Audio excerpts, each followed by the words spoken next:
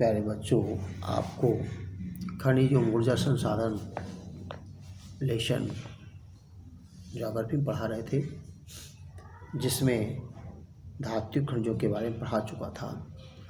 अब अधात्विक खनिजों के बारे में देखें। अधात्विक खनिज किन्हें कहते हैं? वे खनिज जिनमें धातु नहीं होती, अर्थात अधात्विक खनिज।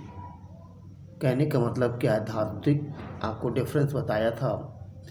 धातुएं वे होती हैं जो गर्म करने पर फैलती हैं, पीटे जाने पर पैनी शार्प आवाज़ उत्पन्न करती हैं और विद्युत का सुचालक होती हैं। जबकि अधात्विक खनिज इसके विपरीत होते हैं। फैलते नहीं हैं, गर्म करने पर फैलते नहीं, बल्कि नष्ट हो जाते हैं पूर्णतः। विद्युत का कुचालक होते हैं और पीटे जाने पर मोटी व भद्द आवाज़ उत्पन्न करते हैं।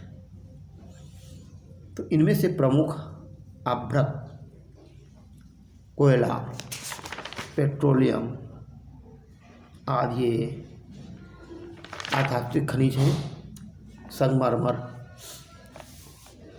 अब इनमें से पहले अभ्रक देखें। अभ्रक प्लेटों के रूप में अथवा पत्रण क्रम में पाया जाता है।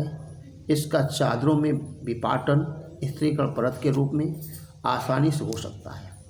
अभ्रक पारदर्शी होने के साथ साथ काले, हरे, लाल, पीले, भूरे रंग का भी हो सकता है।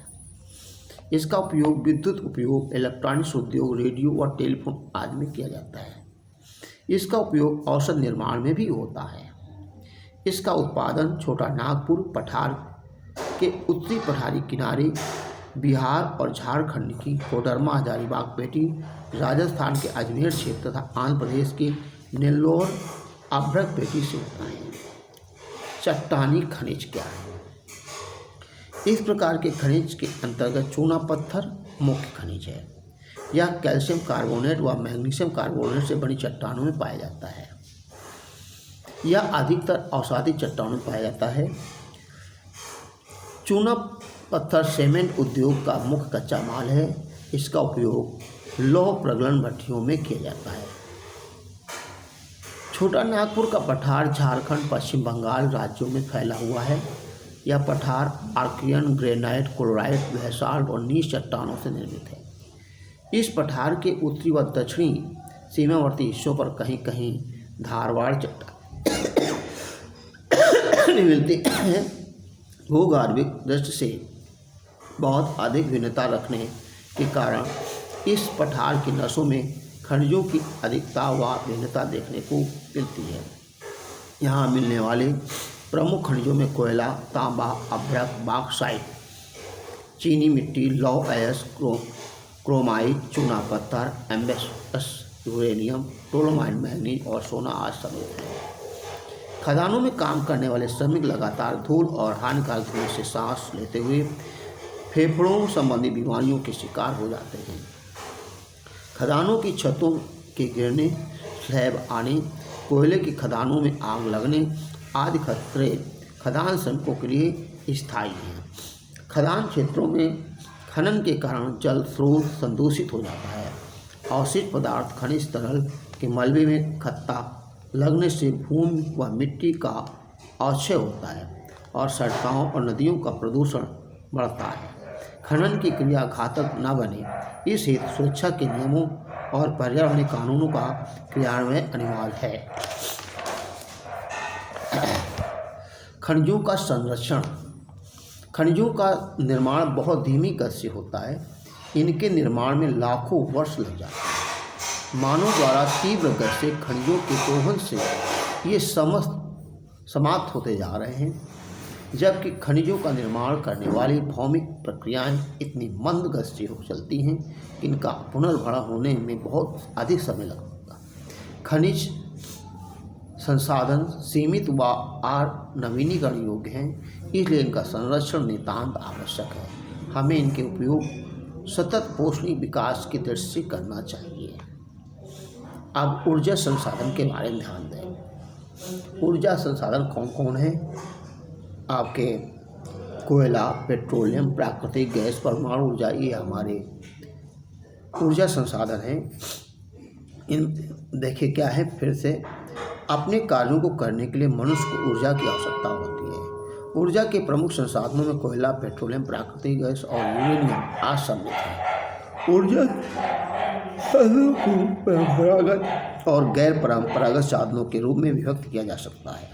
परंपरागत साधनों के अंतर्गत लकड़ी, उपलेख, कोयला, पेट्रोलियम, प्राकृतिक गैस, जल विद्युत तथा ताप विद्युत आदि आते हैं।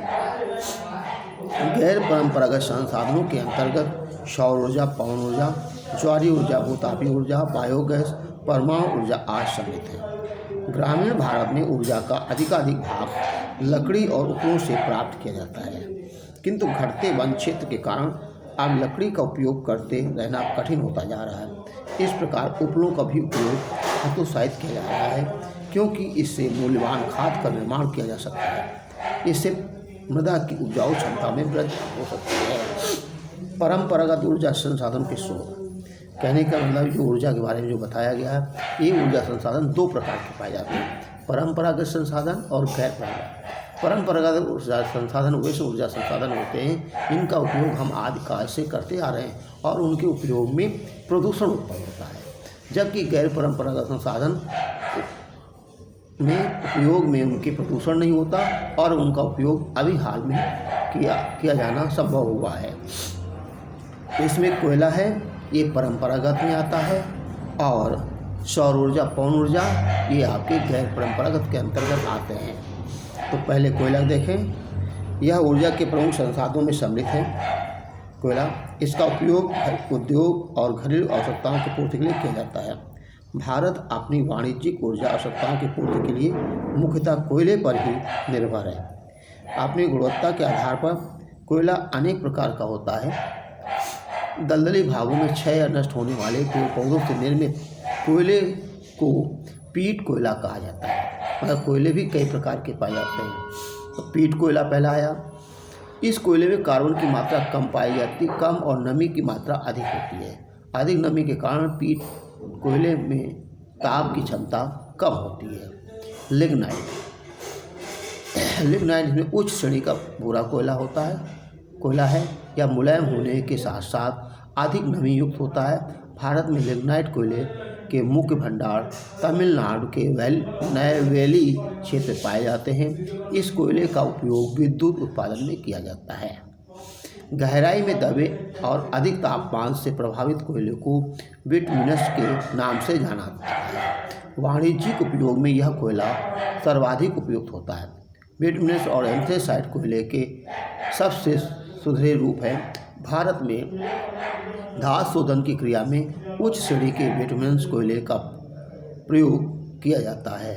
लोहे के प्रगलन से इस कोयले का विशेष महत्व है।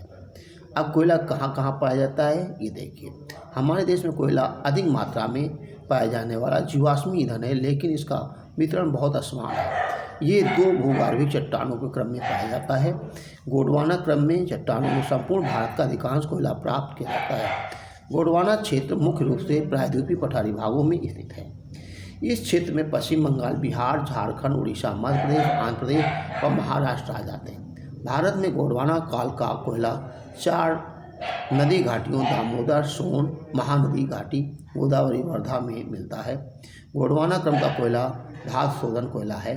गोंडवाना क्रम की आयु 200 लाख वर्ष से अधिक है। टर्शियरी क्रम में चट्टानी कोयला क्षेत्र मेघालय, असम, अरुणाचल, नागालैंड, तमिलनाडु, राजस्थान राज्य सम्मिलित हैं। लिग्नाइट के भंडार तमिलनाडु के नैवेली क्षेत्र मिलते हैं। इसके अतिरिक्त गुजरात में भी टर्शियरी क्रम में कोयला मिलता है। इस क्रम में चट्टानों में लिग्नाइट कोयला अधिकांशतः मिलता है, जो निम्न श्रेणी का कोयला होता है। इन चट्टानों में मिलने वाला कोयला नवीन युग का है।